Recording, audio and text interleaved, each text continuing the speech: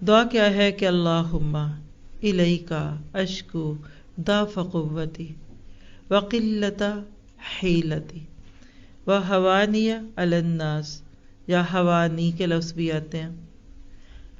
یا ارحم الراحمین انت رب المستضعفین وانت ربی الی من تکلنی الی عدو یتجہمنی ام الی قریب ملکتہ امری.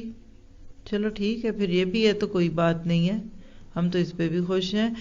ان لم یکن بک علی غضب فلا ابالی، یعنی اگر یہ تیرا مجھ پہ غضب نہیں ہے نا تو پھر it's fine, then it's okay, یہ ایکسیپٹیبل ہے، پھر جو بھی ہوگا دیکھی جائے گی.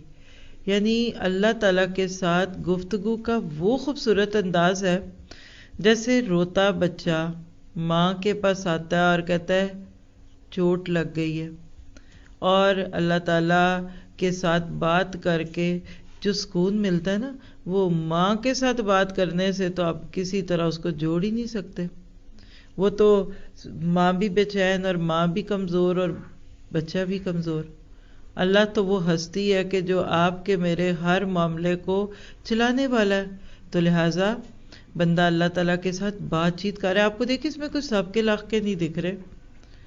اے اللہ الا من تکلنی الی بعید یتجہمنی ام الی عدو ملکتہ امری ان لم یکن بک علی غضب فلا ابالی ولکن عافیتک ہی اوسع لی اعوذ بنور وجہک الذی اشرقت لہ الظلمات توصلہ علیہ امر الدنیا والآخرہ من ان تنزلی بی غضب.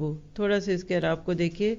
من ان تنزل بی غضبک او یحل علی سخطک لک العتبی حتی ترضی ولا حول ولا قوت الا بک.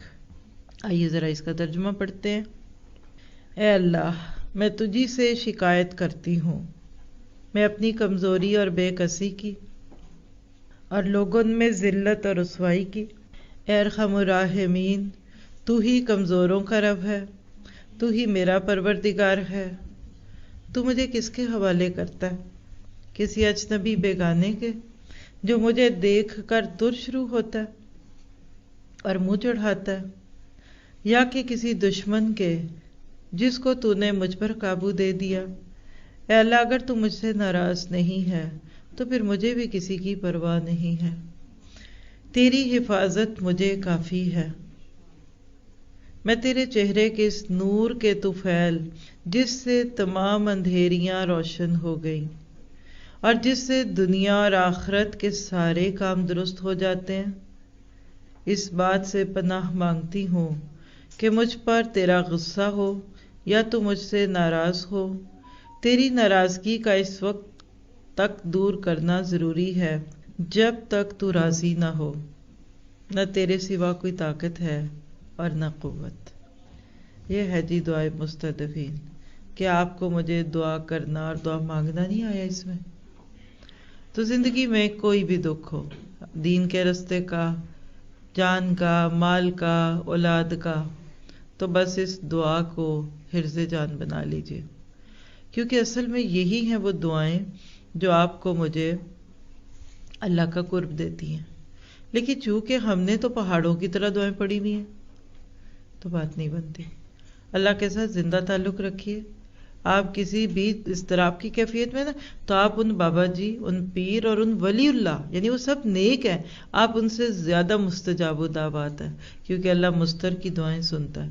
یعنی ایک دوسرا بندہ جو بہت بھی نیک ہے، میں نے جتنے بھی نام لیے نیک لوگوں کے لیے نا، اب آپ کے لیے دعا بھی کر دیں گے تو وہ اضطراب تو نہیں آئے گا جو آپ کے اپنے اندر ہے.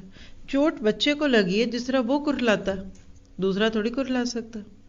یا پھر آپ کی ماں کو تڑپ لگے گی، آپ کی چوٹ ماں کے دل پہ لگے گی، وہ تڑپے گی، اس کی دعائیں لے لیں. ہم گھر کے پیروں کو چھوڑ کے باہر کے پیر منانے جاتے ہیں. گھر والوں کی تو عادت ہے ہر وقت دعائیں دینے اور لینے کی. اس میں ایک پورا ٹاپک ہے رنج و غم کی دعاؤں کا، اضطراب کی دعاؤں کا، اور یقین کریں کہ جب آپ کو بھی کبھی محسوس ہوا نا تو بس آج اس دعا کو پڑھیں، پھر مانگا کریں، آپ کے سارے ہی دوسرے نسخے چھوٹ جانے ہیں، یہ میں آپ کو بتا دوں انشاءاللہ۔